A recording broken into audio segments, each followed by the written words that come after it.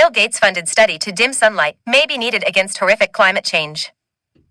Widespread use of technology that dims natural sunlight to help fight climate change should only be used as a last resort, scientists have warned.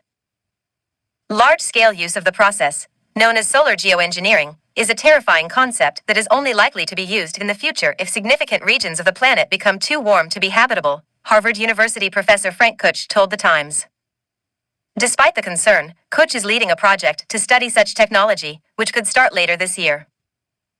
In theory, solar geoengineering is based on the idea that experts can reduce the impact of global warming by reflecting sunlight back into space using chemicals. The Bulletin. Your daily briefing of everything you need to know. In the case of Kuch's experiment, the chemical will be calcium carbonate, which is essentially a chalk dust. If the plan is green-lit, a high-altitude balloon would disperse the mineral dust to study the viability and risks of solar geoengineering. The process is not without controversy, as some experts have voiced fears that blasting chemicals into our immediate orbit tampers with the natural order, making weather less predictable or threatening populations' food supplies by causing drought. For now, research into the field is fairly limited. That's what the Harvard project, called the Stratospheric Controlled Perturbation Experiment, or SCOPX, aims to fix. The SCOPX project is partially funded by the Harvard University Solar Geoengineering Research Program, SGRP, which lists Bill Gates as one of its philanthropic donors.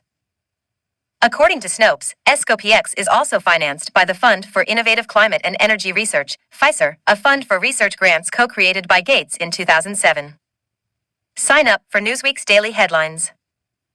David Keith, a Harvard University professor also spearheading the SCOPX project, said solar geoengineering will likely complement other carbon reduction methods, but noted it will be future generations that will ultimately have to live with the potential consequences. He told The Times, "The decision we face now is whether to study it seriously. Doing serious investigation of what its risks are and how well it could work provides the next generation with better information to make a more informed decision. It doesn't guarantee they'll make the right decision. But in my view, we have a duty to provide them with that information, so they can make those decisions in the face of really horrific climate risks." A review is ongoing to determine if the proposed balloon launch alongside the Swedish Space Corporation, SSC, can go ahead. If given the go-ahead, the experiment could take place in June 2021 from the Esrange Space Center in Kiruna, Sweden. The first takeoff would not release aerosols into the skies, however. Instead, the balloon would test properties of the hardware and software needed for future trials, including propellers, power, data, navigation, and the communication systems. The ultimate aim is not to roll out some major solar geoengineering apparatus, but to collect data that will better inform computer models, researchers said.